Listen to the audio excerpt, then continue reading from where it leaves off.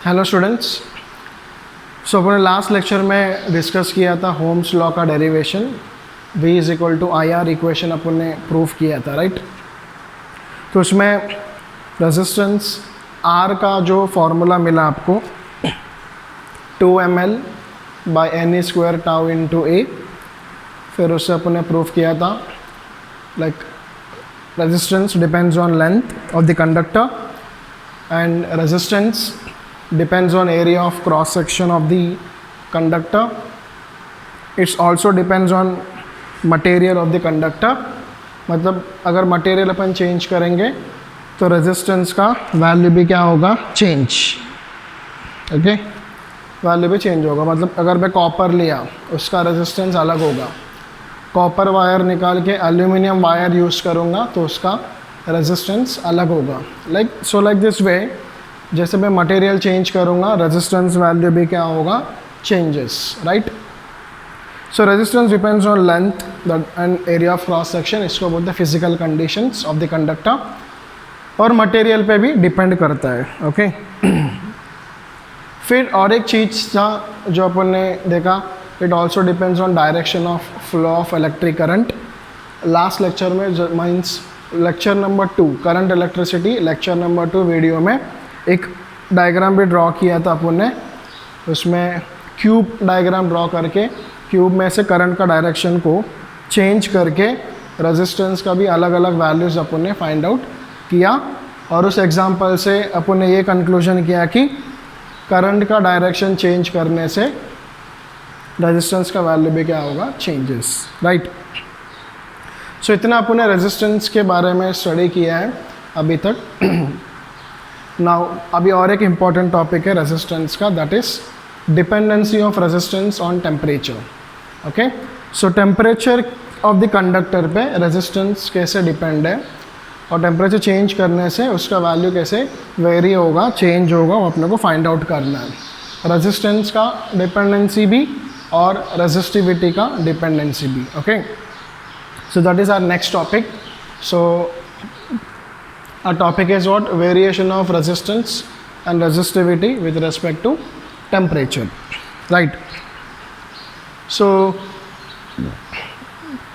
अगर अपन मटेरियल्स के बारे में डिस्कस करेंगे जिसमें करंट प्रोड्यूस हो सकता है, सो वो कंडक्टर है और वो क्या है, सेमीकंडक्टर है, राइट।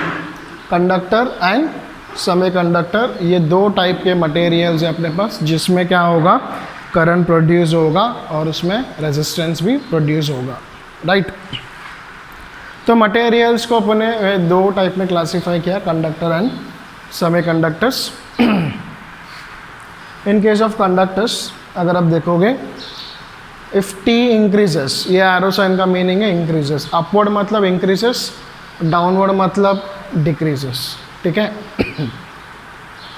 तो if T, capital T increases, capital T means what, it is temperature. Okay, अगर अपन टेम्परेचर को बढ़ाएंगे तो क्या होगा तो क्या होगा, टाउ वैल्यू डिक्रीजेस। तो व्हाट इज टाउ, टाउ क्या था, इट इज रिलैक्सेशन टाइम। याद है what is relaxation time, electrons का जब कोलिजन होगा, दो कोलिजन के बीच में जो टाइम लगता है इलेक्ट्रॉन को पाथ को ट्रैवल करने के लिए, that time is called as collision time. So that is collision time. Temperature increase करेंगे तो कोलिजन टाइम क्या हो रहा है, डिक्रीज होगा। क्यों डिक्रीज होगा, सिंपल है। अगर मान लो एक क्यूब स्ट्रक्चर, एक रूम लिया अपन ने, रूम में बोला है फॉर एग्जांपल ये क्लासरूम है, इसमें 40 स्टूडेंट्स को मैं बोलूँगा सब लोग को खड़े रहने के लिए, 40 स्टूडेंट्स को। अब ये 40 स्टूडेंट्स को अपन मान लेंगे कि they are free electrons, they are moving in random direction. Classroom के अंदर इधर उधर घूम रहे हैं, मैं सबको बोलूँगा कि आप आँख बंद करके घूमते रहना इधर उधर, तो कोलिजन तो होते ही रहेगा, बराबर। ओके, सो दोनों के बीच में जब कोलिजन होते रहेगा, जितना टाइम लग रहा है कोलिजन होने के लिए, that is relaxation time. Now अब टेम्परेचर बढ़ाओ, मतलब अभी मैं बोलूँगा स्टूडेंट्स को कि अभी आप लोग भागते, आप ये रूम के अंदर भागना, ओके, जॉगिंग करो आप लोग आँख बंद करके। इसके पहले वो लोग वॉकिंग कर रहे थे, अभी वो लोग क्या करेंगे, जॉगिंग करेंगे उसमें। ओके, सो अभी क्या होगा, वॉकिंग करने में, वॉकिंग वाला जो केस है उसमें स्टूडेंट्स के बीच में कोलिजन ज़्यादा होगा कि जॉगिंग वाले केस में स्टूडेंट्स के बीच में कोलिजन ज़्यादा होगा? ऑब्वियसली जॉगिंग वाले केस में स्टूडेंट्स के बीच में कोलिजन अभी बहुत ज़्यादा होगा, जल्दी जल्दी होगा, क्योंकि अभी पार्टिकल्स जो है, मतलब स्टूडेंट जो है वो ज़्यादा वाइब्रेट हो रहा है, राइट। तो सेम जब टेम्परेचर अपन इंक्रीज़ करेंगे तो क्या होगा, इलेक्ट्रॉन्स का जो वाइब्रेशन है वो बढ़ेगा। तो पहले जितना एनर्जी था अभी उससे ज़्यादा एनर्जी इलेक्ट्रॉन्स को मिल रहा है ना टेम्परेचर इंक्रीज़ करने से, तो इलेक्ट्रॉन्स का वाइब्रेशन बहुत ज़्यादा बढ़ेगा। वाइब्रेशन बढ़ने से क्या होगा, इलेक्ट्रॉन्स के बीच में कोलिजन्स का वैल्यू इंक्रीज़ होगा, या फिर इनको जो कोलिजन्स होने के लिए टाइम लग रहा है वो कम हो जाएगा। सो that is relaxation time decreases. Okay, तो इससे मतलब कोलिजन्स बढ़ रहा है ना, कोलिजन्स बढ़ रहा है तो अब मैं क्या बोलूँगा, रेजिस्टिविटी इज़ इंक्रीजिंग और we can say resistance is increasing. Okay, so this is how resistance increases with the increase in temperature. समझ में आया? टेम्परेचर बढ़ाने से क्या होगा, इलेक्ट्रॉन्स एक्साइट होंगे, उनको ज़्यादा एनर्जी मिलेगा और वो ज़्यादा एनर्जी से वाइब्रेट करना स्टार्ट करेंगे। सो जितना ज़्यादा एनर्जी से वाइब्रेट करेंगे उतना ज़्यादा कोलिजन्स होगा और टाइम कम लगेगा अभी कोलिजन होने के लिए। ओके, कोलिजन ज़्यादा हो रहा है, रेजिस्टेंस और रेजिस्टिविटी क्या हो रहा है, increase. So this is how in conductors with the increase in temperature, temperature बढ़ाने से क्या होगा, रेजिस्टेंस और रेजिस्टिविटी का वैल्यू बढ़ेगा। Okay, next semiconductors. तो सेमीकंडक्टर में अगर आप देखोगे सो इसमें टेम्परेचर अगर मैंने इंक्रीज़ किया सेम होगा, यहाँ पे भी क्या होगा, रिलैक्सेशन टाइम कम होगा। But in case of semiconductors number of free electrons या होल्स, जिसको बोलते हैं अपन intrinsic carrier concentration, so that is और फ्री चार्ज बोल सकते हो एन। तो नंबर ऑफ फ्री इलेक्ट्रॉन्स जो है वो बढ़ेगा, टेम्परेचर बढ़ाने से सेमीकंडक्टर में क्या होगा, नंबर ऑफ फ्री इलेक्ट्रॉन्स और होल्स बढ़ेगा। ये ऑलरेडी आपने सेमीकंडक्टर्स चैप्टर जो अपन ने कंप्लीट किया है उसमें चैप्टर के स्टार्टिंग में मैंने क्लियरली एक्सप्लेन किया था, right. Valency band, conduction band, फिर एनर्जी बैंड डायग्राम अपन ने ड्रॉ किया है, एनर्जी बैंड डायग्राम स्टडी किया है अपन ने, energy band diagram of conductors, insulators and semi conductors, बराबर। तो उसमें अपन ने देखा था कि सेमी कंडक्टर्स में एनर्जी का जो गैप है वैलेंसी बैंड और कंडक्शन बैंड में it is less than 3 electronic volt होता है। जितना अगर उतना एनर्जी सेमी कंडक्टर एटम को मिलेगा तो इलेक्ट्रॉन्स फ्री होंगे। याद आ रहा है कुछ, इलेक्ट्रॉन्स किस में हो जाएंगे, कंडक्शन बैंड में, और वैलेंसी बैंड में क्या प्रोड्यूस होगा, होल्स, राइट। सो मतलब टेम्परेचर इंक्रीज करने से सेमी कंडक्टर्स में क्या होता है, फ्री चार्ज बढ़ेगा, electrons and holes, free electrons and holes का नंबर क्या होगा, इंक्रीजेस। सो जब चार्ज बढ़ रहा है, okay, free charge, so we can say that current is also increasing. So जब करंट इंक्रीज हो रहा है it means what, resistance is decreasing, resistivity is decreasing. तो resistance is decreasing and resistivity is decreasing, right? So in case of semiconductors with the increase in temperature resistivity and resistance value क्या होगा, it decreases. In case of conductors with increase in temperature resistance value also increases. In semiconductors temperature increase करने से resistance का value क्या होगा, decrease होगा, exactly उल्टा होगा ये दोनों में, ओके, याद रखना इसमें। तो नाउ अपन फॉर्मूला डिराइव करेंगे कि रेजिस्टेंस चेंज तो हो रहा है ना टेम्परेचर से, तो इन दोनों के बीच में रिलेशन अपन फाइंड आउट करेंगे, आर और टी के बीच में रिलेशन, मतलब कैसे इंक्रीज हो रहा है या कैसे डिक्रीज हो रहा है, कौन से प्रपोर्शन में है, एग्जैक्ट फार्मूला अभी अपने को डिराइव करना है between resistance and temperature. So give heading, notebook में लिखो heading, relation between resistance of a conductor and the temperature of a conductor, relation between resistance of a conductor, resistance और resistivity, कुछ दोनों फॉर्मूला डिराइव करने वाला है, resistance और resistivity of a conductor and temperature of the conductor, right? So we will start with the derivation.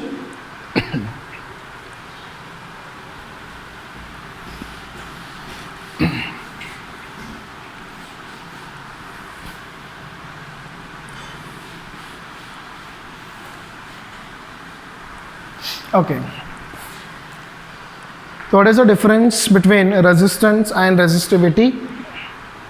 What is the difference between resistance and resistivity? याद है सबको, resistance is what it is, the total opposition to the flow of current. And what is resistivity? It is opposition to the flow of current per unit length and per unit cross sectional area. Resistance का ऐसा unit क्या है? ओम. और resistivity का ऐसा unit क्या है? What is the SI unit of resistivity? Ohm meter, right? Ohm meter. Okay. So तो मान लो मैं एक कंडक्टर लिया मैंने जिसका इनिशियल रेजिस्टेंस R इनिशियल है, initial resistivity rho i, initial temperature कितना है? Ti. Initial temperature is Ti. Okay. And then इस कंडक्टर को अपन टेम्परेचर इंक्रीज करेंगे तो फाइनल स्टेज में फाइनल रेजिस्टेंस होगा Rf, final resistivity is rho f, final temperature is Tf. Temperature अपन ने चेंज किया, इनिशियल टेम्परेचर कितना है? Ti, फाइनल टेम्परेचर कितना हो गया? Tf. Initial resistance Ri, final resistance is Rf, initial resistivity rho I, final resistivity is rho f. Okay, yeah. So जो resistivity change हो रहा है ना, पहले rho I था, अभी कितना हुआ? rho f. So change in resistivity is directly proportional to original resistivity. जो भी रेजिस्टिविटी चेंज होगा, इन जनरल में इक्वेशंस लिख रहा हूँ मैं, ये तो एग्जांपल के लिए बताया था मैं. Change in resistivity is directly proportional to original resistivity. Original value कितना है? ओके. अगर ओरिजिनल वैल्यू ज़्यादा है तो टेम्परेचर चेंज करने से ज़्यादा चेंज होगा.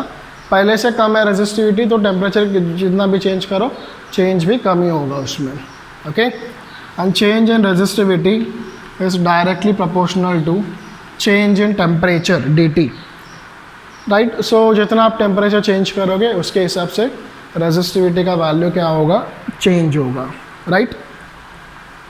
Now combining these two equations, so change in resistivity is equal to some constant alpha into rho into dt.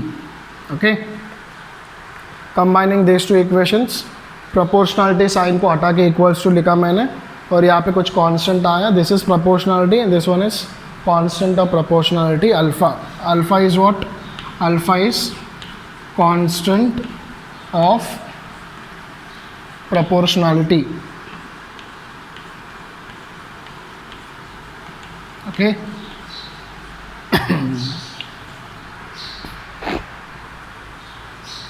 Constant of proportionality alpha, right. Next, so d rho is here, rho is here, so d rho upon rho is equal to alpha into dt. रो का जो terms है वो एक side में लिखा अपन ने. अब integration करूँगा मैं इसको, integration of d rho by rho is equal to alpha into integration of d T. So resistivity कहाँ से लेकर कहाँ तक चेंज हो रहा है? अपने एग्जांपल में देखना, रो आई से लेकर रो एफ तक चेंज हो रहा है. इनिशियल वैल्यू इज दिस, ये फाइनल वैल्यू है. सिमिलरली टेम्परेचर कितना चेंज हो रहा है? कहाँ से लेकर कहाँ तक? टी आई से लेकर टी एफ तक चेंज हो रहा है, राइट. तो रो आई से लेकर rho f final limit, t i से लेकर t f final limits. What is integration of 1 upon x d x?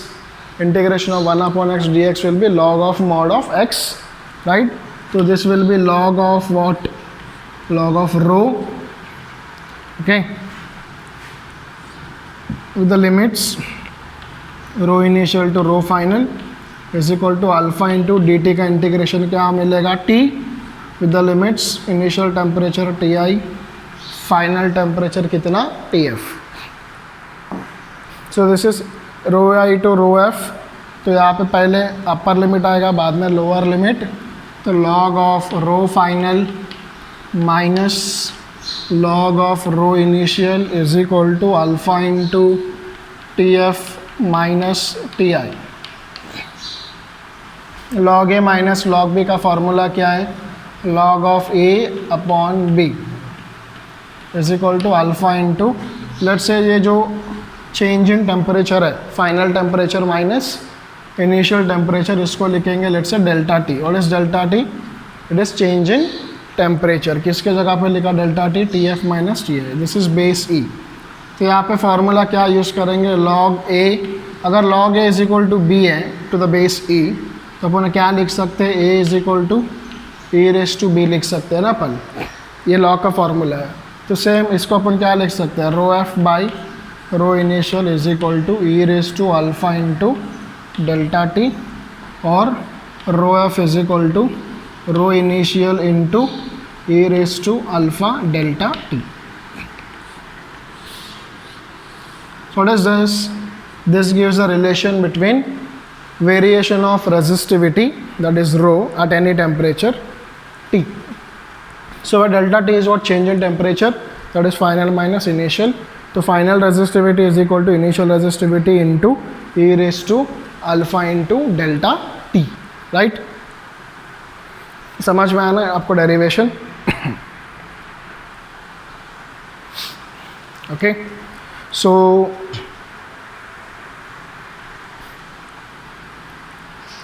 Okay, देखना और एक बस स्टेप्स. कंडक्टर लिया अपन ने, right? Initial resistance is r i, rho i t i, r f, rho f, t f, right ना? And then change in resistivity जो है that is proportional to original resistivity rho. Change in resistivity that is proportional to change in temperature dt. Combining these two equations, LHS d rho, RHS rho and dt, you will get some proportionality constant, that is alpha. Alpha is constant of proportionality, right? फिर क्या किया अपन ने? रो का जो terms है, और रो का जो टर्म्स को अपन ने एक साइड पे लिखा, राइट? फिर मैंने क्या किया? इंटीग्रेशन किया on both the sides. So integration on both the sides. फिर लिमिट्स चाहिए अपने को. तो आपका रो वैल्यू चेंज कहाँ से कहाँ तक हो रहा है? रो आई से लेकर रो एफ तक. तो limits are rho I to rho f. Temperature change कहाँ से कहाँ तक हो रहा है? T i to t F.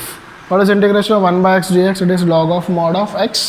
फिर limits, integration of d t will be what? T with the limits, right?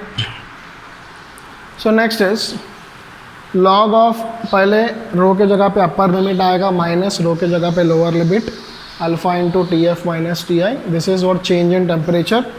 तो t f minus t i को मैंने लिखा डेल्टा टी. ओके, फिर using formula log a is equal, if log a is equal to b then a is equal to e raise to b. तो जैसे ये exponential इधर आ गया, e raise to alpha delta t, यहाँ पे बचेगा रो एफ अपॉन रो इनिशियल. तो rho F is equal to rho i into e raise to alpha delta t. तो ये कौन सा फंक्शन है? This is an exponential function. Exponential function and e raise to e है ना, इस ए को बोलेंगे अपन एक्सपोनेंशियल फंक्शन. और ई के ऊपर क्या है? पॉजिटिव टर्म है. This is a positive term, तो it is exponentially increasing, right? So resistivity value is exponentially increasing with the changing temperature, right? So this is an exact formula or the relation between resistivity and temperature.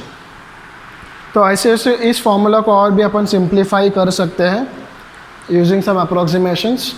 Like वो approximation कैसे होगा कि alpha और delta T का value अगर बहुत small है तो इसको अपन और भी फर्दर सिंप्लीफाई कर सकते हैं. बट एक्चुअल फार्मूला जो आपको याद रखना है वो यही formula, rho F is equal to rho initial into e raise to alpha delta T.